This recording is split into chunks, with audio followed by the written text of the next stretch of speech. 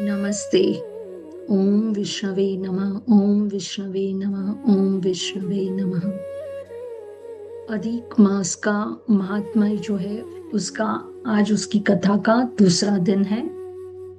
नैमिषारण्य में जब सभी ऋषि मुनि यज्ञ कर रहे थे, तब जब सूत जी आए और उसने कथा कहनी प्रारंभ की और साथ साथ में भगवान नारायण ने नारद जी को ये बात बताई।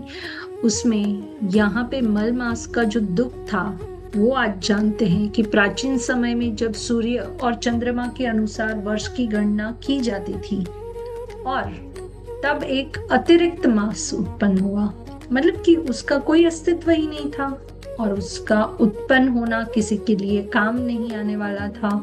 तो उस मास का कोई भी देवता या किसी ने भी उसका स्वामित्व स्वीकार नहीं किया। सभी महीनों के अपने अपने देवता थे। चैत्र के देवता अलग, बैसाख के देवता अलग, कार्तिक के अलग, किंतु अतिरिक्त मास का कोई स्वामी नहीं था। इस कारण से सभी लोगों ने उसे मलमास कहकर तिरस्कार करना शुरू कर दिया और उस मास में कोई विवाह नहीं करता था, न गृह प्रवेश होता, न यज्ञ, न कोई शुभ कार्य। जहां भी वह मास आता लोग उसे अशुभ मानकर दुखी हो जाते। यह सुनकर वह मास अत्यंत दुखी हुआ और सोचने लगा कि मेरा जन्म ही व्यर्थ है। संसार में सबका सम्मान है पर मेरा कोई आदर नहीं करता। दुखी होकर वह मास देवताओं के पास गया। देवताओं के पास प्रार्थना की कि सबसे पहले वह इंद्र के पास जाता है, उससे पूछता है कि हे देवराज, सभी महीनों का सम्मान होता है पर मुझे सब अपवित्र कहते हैं, तो कृपा करके मुझे भी कोई स्थान दीजिए। इंद्र जी बोले कि हे मास, मैं तुम्हारी सहायता तो नहीं कर सकता, तुम ब्रह्मा जी के पास जाओ। तब वो मास जो है वो ब्रह्मा जी के पास गया। ब्रह्मा जी ने भी ऐसा ही कहा कि हे मास, यह कार्य मेरी शक्ति के बाहर है, तुम भगवान शिव के पास जाओ।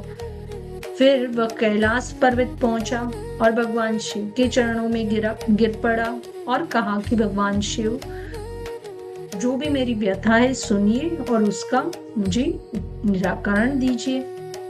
तभी भगवान शिव ने कहा कि हे मास, तुम्हारा कल्याण केवल भगवान श्री हरि विष्णु ही कर सकते हैं, तुम वैकुंठ जाओ।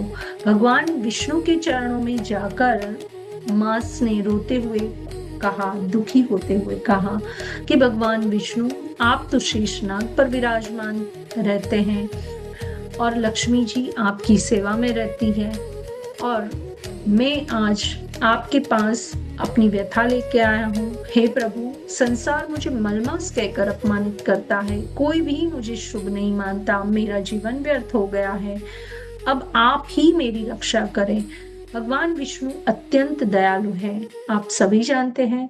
तो उन्होंने प्रेम पूर्वक उस मास को उठाया और कहा, हे मास, अब तुम शोक मत करो, आज से मैं तुम्हें अपना नाम देता हूँ। और भगवान विष्णु बोले कि जैसे मैं संसार में पुरुषोत्तम कहलाता हूँ, वैसे ही आज से तुम पुरुषोत्तम मास कहलाओगे। जो भी मनुष्य इस मास में भक्ति करेगा, दान करेगा, जप करेगा, व्रत भागवत कथा सुनेगा, वह अनंत पुण्य प्राप्त करेगा और इस तरह से इस मास में किए गए छोटे से छोटे पुण्य भी अनेक गुना फल पाएंगे। तो भगवान के ये वचन सुनकर वह मास अत्यंत प्रसन्न हुआ, उसका सारा दुख समाप्त हो गया। ये है पुरुषोत्तम मास की महिमा कि देवता भी उसका सम्मान करने लगे। जो मनुष्य इस मास में प्रातः स्नान करता है, भगवान विष्णु का पूजन करता है, तुलसी सेवा करता है, गीता या भागवत पढ़ता है, दान पुण्य करता है, उसे अक्षय पुण्य की प्राप्ति होती है। और कहा गया है कि अन्य महीनों में किया गया पुण्य सीमित फल देता है, पर पुरुषोत्तम मास में किया गया पुण्य अनंत गुना बढ़ जाता है। तो इस तरह से भगवान ने मल मास का निवारण किया। मल मास वैसे कैसे आया, तो समझिए, हमारे हिंदू कैलेंडर के अकॉर्डिंग कई बार कोई कोई तिथियों की क्षति होती है। कभी कभार प्रतिपदा होती है द्वितीया के साथ या द्वितीया तृतीया के साथ होती है, कभी एकादशी का क्षय होता है, कभी पूर्णिमा आधे दिन में होती है, दूसरे दिन प्रतिपदा लग सेम डे में प्रतिपदा लग जाती है। तो इस तरह से जो कुछ कुछ तिथियों की क्षति होते होते 3 साल के बाद एक बार एक पूरा महीना निकल आता है, ऐसे मल मास की उत्पत्ति हुई है।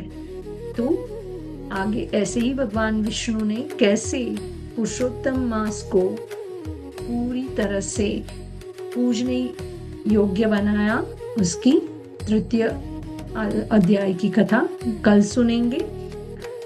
अब आप प्लानिंग कर रहे हैं, प्रेग्नेंट हैं, या फिर आपने बच्ची को जन्म दे दिया है, या आप ऑलरेडी मदर बन चुके हैं, तो ये कथा हर कोई सुन सकता है, उसे भी बताइए। और गर्भवती है या प्लानिंग में है तो जरूर से ईश्वर की आराधना से क्या प्राप्त होता है इसके बारे में हमसे जुड़ के जानते रहिए।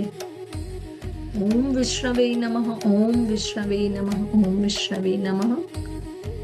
जय हिंद, जय भारत, नमस्ते।